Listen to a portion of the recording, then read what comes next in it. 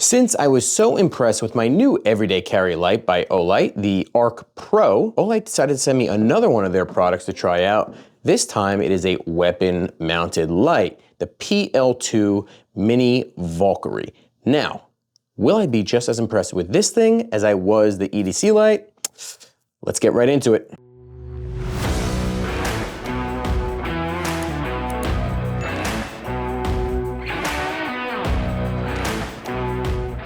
What is up, everybody? Welcome back to the channel. My name is Jay Costa, and if you are a red-blooded American patriot, hit that like button to help us out, and also consider subscribing because still over 80% of our viewers are not subscribed. And the more of you that subscribe, the more we can build this community of like-minded individuals who are looking to fight for, protect, and defend our Second Amendment rights here in the great state of New Jersey, as well as other blue states like it.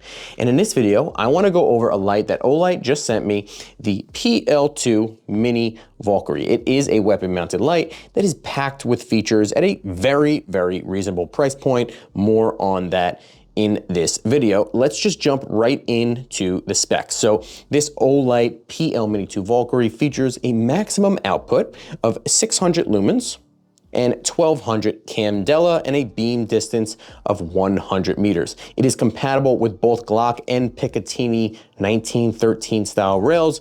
Just comes with a different little insert in there. It comes with the 1913. I switch it to the Glock version. It's very easy. It's two little screws. It is very compact, as you can see, sitting on this full-size Glock 17. It looks a little bit tiny, but it's good because it's adjustable and stuff. I'll get more into that in this video as well. Probably more suited for like a Glock 19 size weapon or even smaller. It does include a rechargeable lithium-ion battery that's not replaceable as far as I could see, and it can be charged while mounted on the weapon with this included magnetic charger. I don't have it plugged in here, but when you put that on and it's charging, there's a little light here that turns red, and when it's done, it is green. It's a nice little setup, and once it's fully charged, they claim 1 hour of battery life, which will be fine for me, and I'm sure for most or many of you for what you're looking for. Now, once it is mounted on the rail of your firearm, you can also adjust where you want it on the rail with this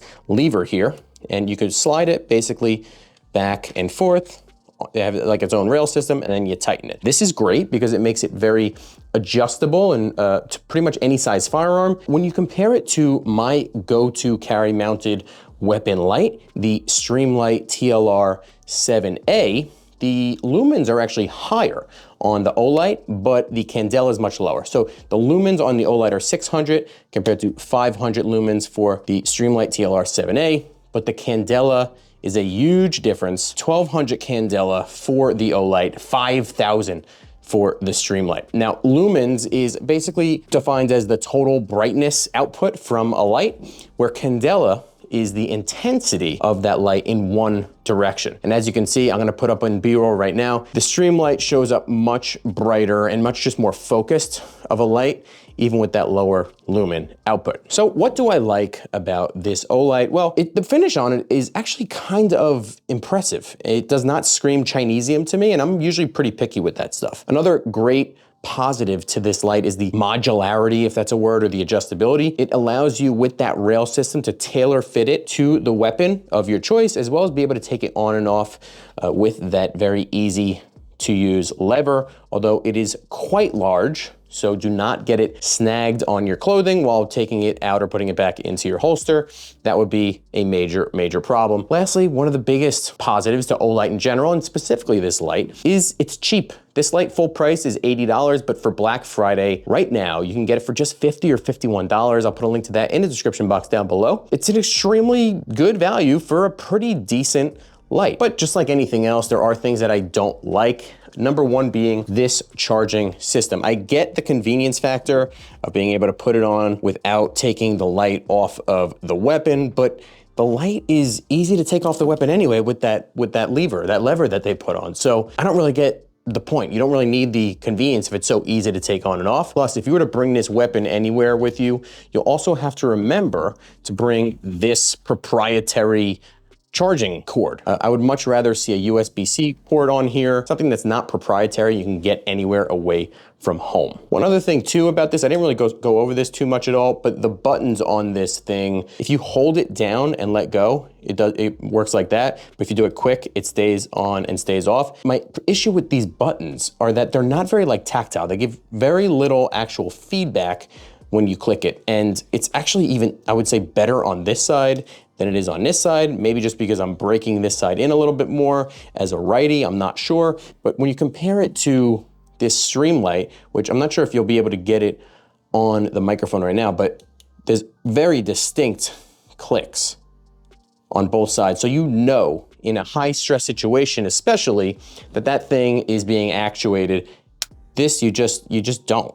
And it also doesn't really work if you push this way, it's only down. I mean, you don't hear really very much of anything. Like anything else, I'm sure you'll get used to it, but I really would rather have more feedback, more of a click in a high stress situation as a home defense option. Lastly is holsters.